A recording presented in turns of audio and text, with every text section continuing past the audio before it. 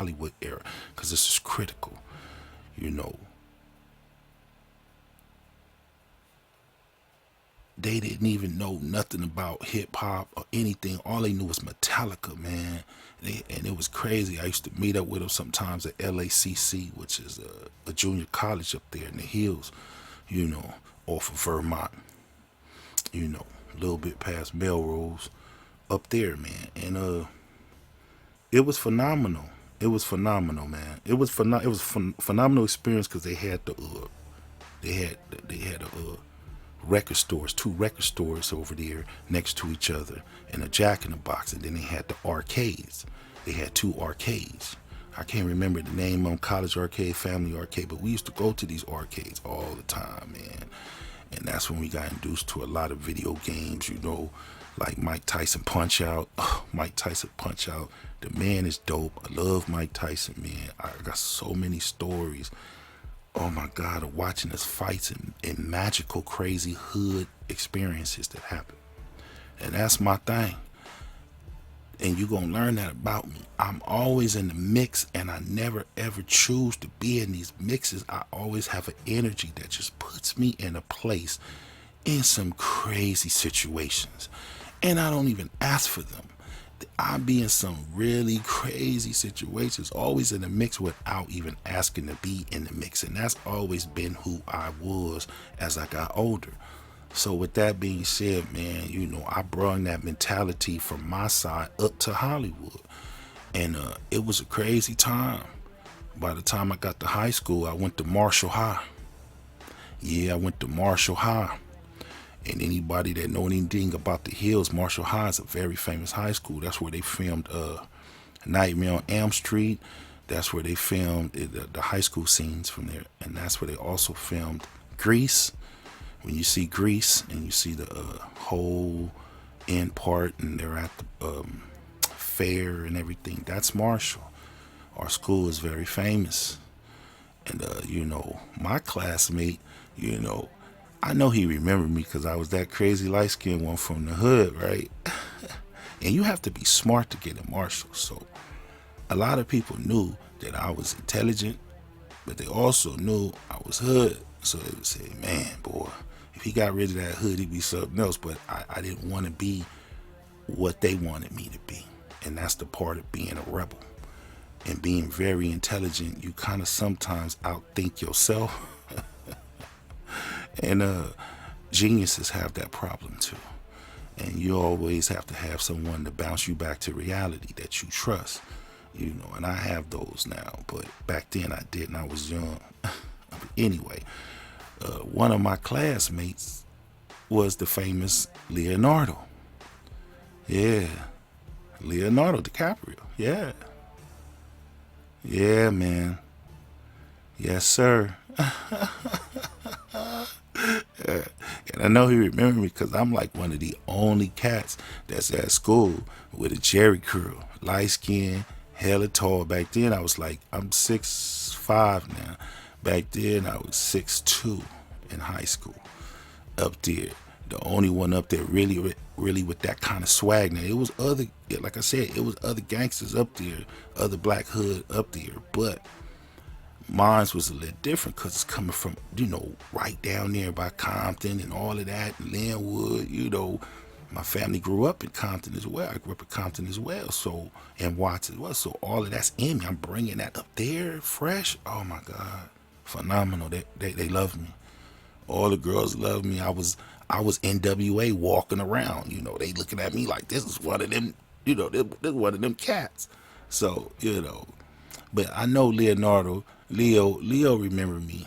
Back then he was a part of a show. I believe it was on ABC, a family show. And so he had to leave like the rest of us that had jobs. Yeah, youngsters, we had jobs at 15. I had a job at 15, man. I had a job at 15. Real talk, man, because times got hard back in the 80s that I'm telling you about. That's when I believe us as a culture and the world, we lost our humanity with crack cocaine. that yellow destroyed all of the world. It destroyed our cultures. It destroyed what we knew. It destroyed our heritage. And the after effects of that was just, oh my God, you know. But the start of that was then. So, you know, it was a time when parents was telling their kids, you better go get your own job. Like, huh? And you know, that's crazy when your moms come to you and tell you, yo, you got to go get you a job. Like, huh? And you 15, like, how I'm gonna do that? I can't do that legally, right? Wrong. Yeah, wrong. You can do that legally in California. 15, you can go get you a part-time job. Got to get you a work permit. So she told me, when you go to school, you go talk to your counselor. Now, I don't want to abuse their names, you know, but I know mine was Berenstein Knight. So it was two of them, Berenstein Knight. These was my counselors at Marshall High School. And females, women, great women of California. And so I remember going to them and telling them, yo, my mama said I need a work permit. And they was like, okay. I said, for real? She said, yeah, you can work, but you got to leave school at 12 o'clock. So, oh, okay. Word? Like, yeah, you got to leave school at 12 o'clock, go home, wherever your home is, you know, change, get ready, and then you could work 4 hours, but you can't work past, I believe, 8 o'clock it was, 9 o'clock, something like that, but no more than 4 hours. So I was like, okay, cool. Slide me that paperwork. So they slid me the paperwork. It was on. But yeah, I was a famous person there when I was there at school. You know, I was popular, very popular at Marshall during my era. I had other big homies, as you would call it, that was there with me when I first got there, you know. And they were little homies to my brother, who was they big homies, who had just graduated. My brother went to Marshall too. My brother Russell, that's my big brother, one of my big brothers. He had went there before me, so he kind of paved the way for me at Marshall. And it's funny because all his girlfriends at Marshall had younger sisters my age. So they already knew I was coming to Marshall before I got to Marshall because of my brother. And then, like I said, I had other homies there when I got there. And, you know, you probably know them, the famous, a few from the famous rap act, Jurassic 5. Yeah, you heard of Jurassic 5, you know, Charlie Tuna and Mark 7. Those are my big bros, you know. Yeah, those are my big bros. And I go on and tell a story when I came home from state-sponsored college, if you know what that means, state-sponsored college. Charlie Tuna, he one of the very first people who put me in the booth to get me going. You know, right after me and my family was ambushed and someone tried to take out our whole family with the children included, and we all got hit. Well, me and one of the kids and another person, you know,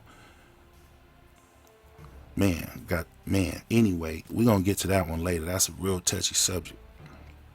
But I want to get back to this. So I'm telling you my history because a lot of people don't talk about my history because they don't know it. And then for whatever reason, the folks who do know it, and I noticed that they don't like to talk about my history. Because for one, they don't want to seem like they telling. Some people, histories you can't talk about. So when you hear a lot of these dudes telling you, oh yeah, and they online talking about all these guys' histories and past, and I'm saying to myself, it's kind of crazy that you're doing that, because some of that stuff that you saying, homie, might still be open cases, and you really talking about another man's case or another man's past, or he talking about himself. You must be very, very cautious, because you could be opening up old wounds. People have relatives, family members, cousins, brothers, sisters, uncles, whatever, attachments, and you're opening up these wounds, and you might not care sitting in your little box, what you call your world, and your little podcast world, or your little individual life, and your phone, and your whatever your life is. You might feel comfortable and don't care about nothing, but you don't have a clue what the next person is going through. And that's why I get back to these rappers, man, when it pertaining to me. I can't speak for every other, what they call independent artists. I don't like that word, because we the first digital majors. So we majors, we just digi majors, the very first ones. So we are majors in what we do, and we have hit the top, and I'll go on to tell you about these things. A lot of these cats and these hater huddle ups, they'll try to tell you I'm lying, but what's there to lie about when I can send you to IMDb and you can look up K.C.P. That's right, IMDb, and look up K.C.P, cool with a C. And that's me, a part of a movie. See it? Folks ain't gonna tell you that. They ain't gonna tell you I was also a part of a filming, a reality show, MTV filming, part of that was supposed to come out. So we did a lot of work over the years. I've been doing music and entertainment business for over 20 years. I put those hours in and that hard work. You know, we are D.C.R, D.C.R, you know.